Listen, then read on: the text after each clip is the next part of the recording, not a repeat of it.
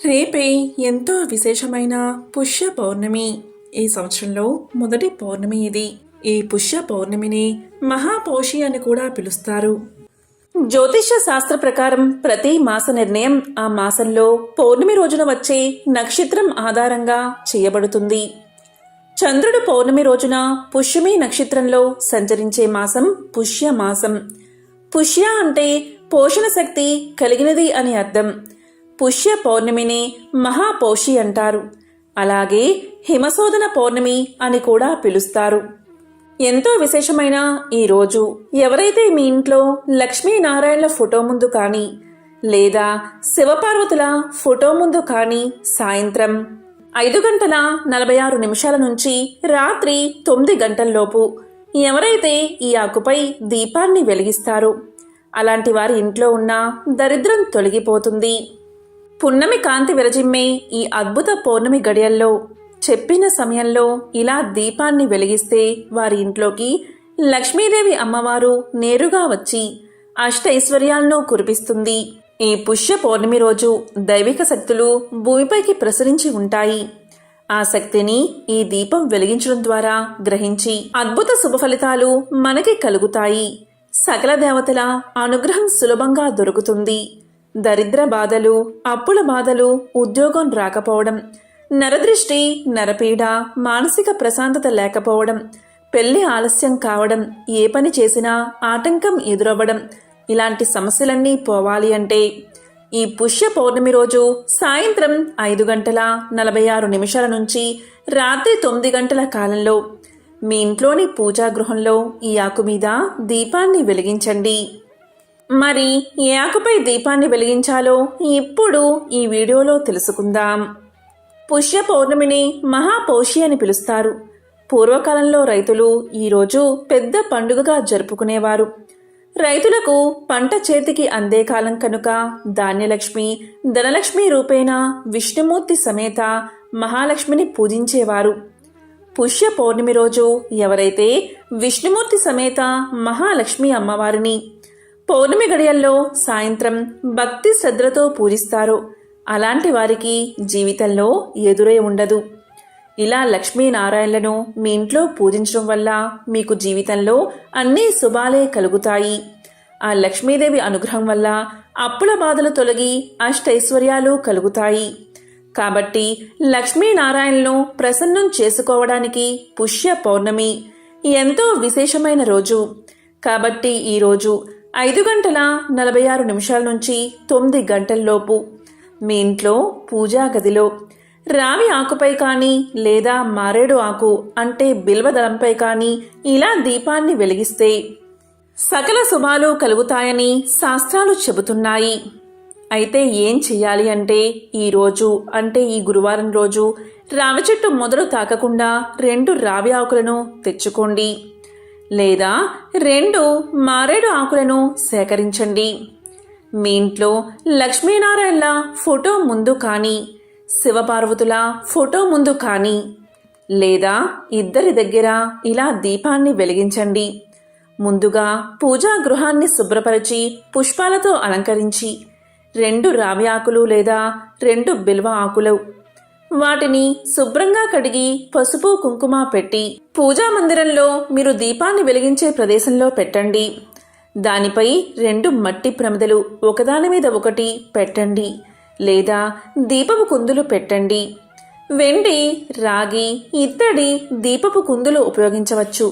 Steel కుందుల్లో మాత్రం దీపాన్ని వెలిగించకూడదు. ఇలా పెట్టాక దాంట్లో ఆవు నెయ్యి పోసి 5 వత్తులు విడివిడిగా వేసి దీపాన్ని వెలిగించండి. ఇలా దీపాన్ని వెలిగించి దీప పూజ యథావిధిగా చేసి దీపానికి నమస్కారం చేసుకోండి. ఈ విధంగా దీపాన్ని వెలిగించేటప్పుడు శుక్రుడికి ప్రతిరూపమైన 2 లవంగాలను కుందుల్లో వేసి దీపాన్ని వెలిగిస్తే చాలు.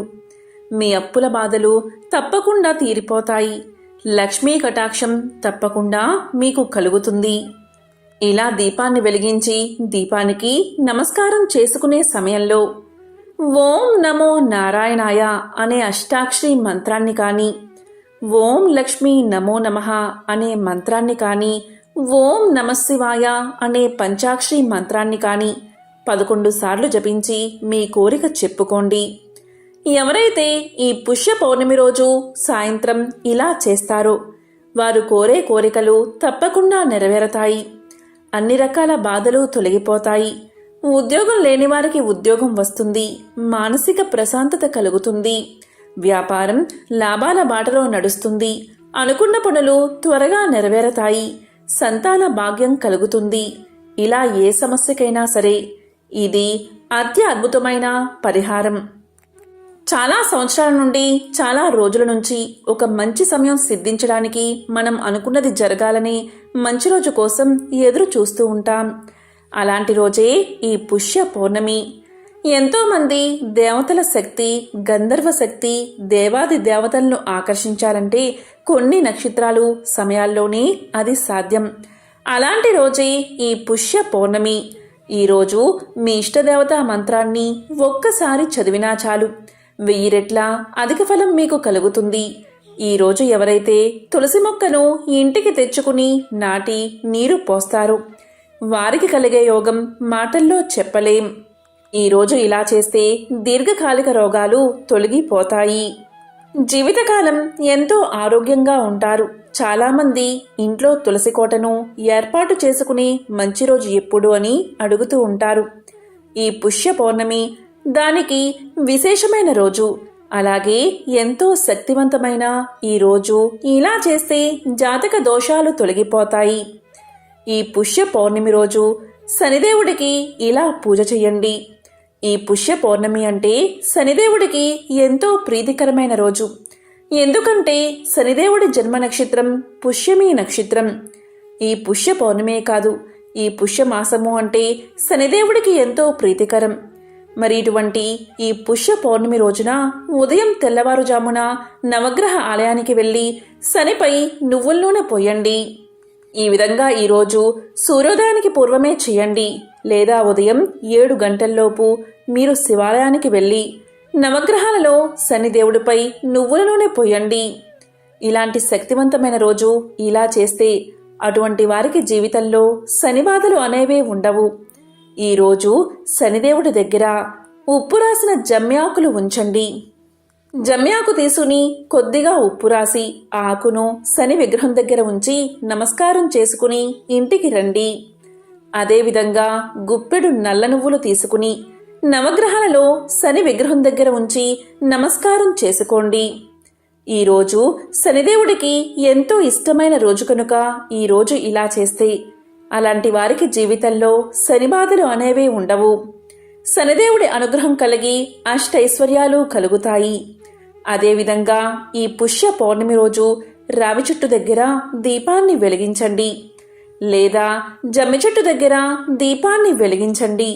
అంటే ప్రమిదలో నువ్వుల నూనె పోసి 8 వత్తులు విడివిడిగా వేసి రావి చెట్టు దగ్గర కానీ జమ్మి చెట్టు దగ్గర కానీ దీపాన్ని వెలిగించండి. ఇలా చేస్తే శనిదేవుడి పరిపూర్ణ అనుగ్రహం మీకు కలుగుతుంది. సమస్త శనిదోషాలు తొలగిపోతాయి. అదేవిధంగా ఈరోజు నల్ల కుక్కకు ఆహారం పెట్టినా చాలు, లేదా నల్ల చిమలకు ఆహారం వేసినా చాలు, శని దోషాల నుంచి మనం బయటపడవచ్చు.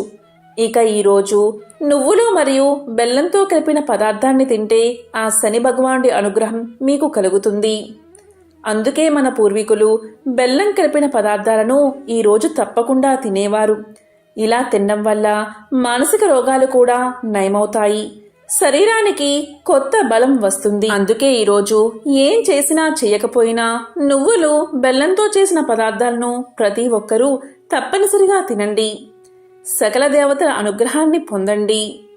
ఎంతో శక్తివంతమైన ఈ పుష్య పౌర్ణమి రోజు సూర్యోదయం నుంచి 5 గడియల కాలం అంటే సూర్యోదయం నుంచి 2 గంటల వరకు విశిష్ట తేజస్సు ప్రసరింప చేస్తూ ఉంటుంది.